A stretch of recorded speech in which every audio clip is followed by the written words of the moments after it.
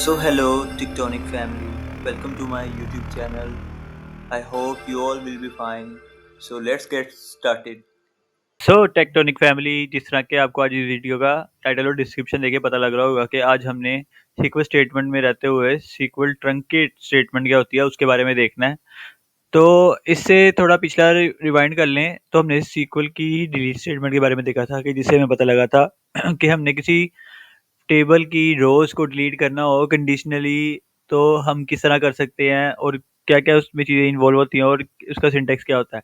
तो इसी तरह आज हमने ट्रंकेट स्टेटमेंट के बारे में देखना है जो कि बहुत ज़्यादा यूज़फुल है, लेकिन उसको भी बड़ी एहतियात से यूज़ करना चाहिए। और ये डिलीट स्टेटमेंट से चेंज है, उसकी जैसी नहीं है। सो स्टार्ट करते हैं आज की इस वीडियो को। So what is truncate statement? A data definition language command used to remove all rows from a table. ये स्टेटमेंट डिलीट स्टेटमेंट से चेंज है क्योंकि इसको जब हम यूज़ करते हैं तो ये सारी रोज को डिलीट कर देती है किसी भी एक टेबल से। Faster and more efficient then delete for a clearing a data. अब डाटा को क्लियर करने के लिए किसी भी टेबल से तो हम ट्रंकेट स्टेटमेंट का यूज़ करते हैं। Truncate removes all the data initially but retain the table structure for future use. जो स्ट्रक्चर होता है आपके टेबल का वो वैसे का वैसे ही सेव होता है, उसको कोई इफेक्ट नहीं होता, बस आपका जो डाटा होता है वो डिलीट खत्म हो जाता है, ट्रंकेट हो जाता है। Unlike delete it doesn't allow filter with where clause. अब जैसे कि हम रीड स्टेटमेंट यूज करते हैं, वेयर क्लॉज का यूज करते थे, ये उसकी जैसी नहीं है। इसमें कोई वेयर क्लॉज हम यूज नहीं करते और ना ये अलाउड करता है, ये सिंपली सारा डाटा रिमूव कर देता है। तो आइए इसको समझते हैं किसी एग्जांपल की तरह। अब ट्रंकेट क्या होता है, इसकी की फीचर्स क्या है, पहले वो देखते हैं। Remove all rows from a table, remove all तमाम रोज का डाटा रिमूव कर देती है। Can't specify a where clause, इसमें वेयर क्लॉज यूज नहीं होता। रीसेट आइडेंटिटी कॉलम, अब ये बड़ी इंपॉर्टेंट चीज है। ये क्या होती है, ऑटो इंक्रीमेंटल वैल्यूज जो होती है, जब आप किसी भी टेबल को बनाते हैं तो उसमें आपका जो डाटा होता है वो 1 से शुरू होता है।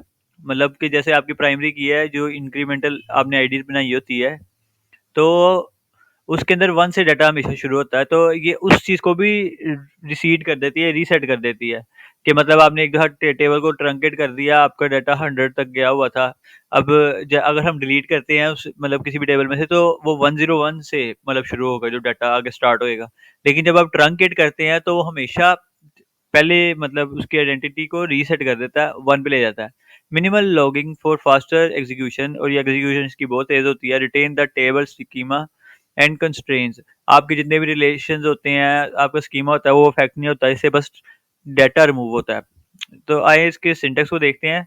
ट्रंकेट टेबल और आपका टेबल नेम, सिंपली इसमें कोई वो रॉकेट साइंस नहीं है। ट्रंकेट टेबल और आपके टेबल का नाम।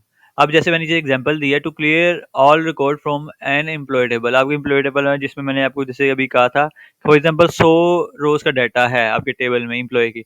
तो आप सिंपली जब ये ट्रंकेट टेबल एम्प्लॉयज ये एग्जीक्यूट करेंगे ना, तो उसके बाद उसके एग्जीक्यूशन के बाद जब भी कोई पहली इंसर्शन होगी तो वो उसकी इंक्रीमेंटल आईडी, जो भी एम्प्लॉय आईडी जिसको कह लें फॉर एग्जांपल, वो 1 से शुरू होगी, ना कि 101 से। तो ये बड़ी यूजफुल है, इसको लेकिन एहतियात से यूज करना चाहिए। The truncate statement is a command in SQL that deletes all rows from a table without removing the table structure, इसके टेबल स्ट्रक्चर को रिमूव नहीं करती। It's a data definition language, DDL command होती है ये, ठीक है। सो ये थी आज की हमारी ट्रंकेट स्टेटमेंट। तो इस वीडियो को यहाँ पे एंड करते हैं, इंशाल्लाह मिलते हैं नेक्स्ट वीडियो में किसी और स्टेटमेंट के साथ। तो तब तक के लिए अल्लाह हाफिज। So don't forget to like, subscribe and share. Thank you.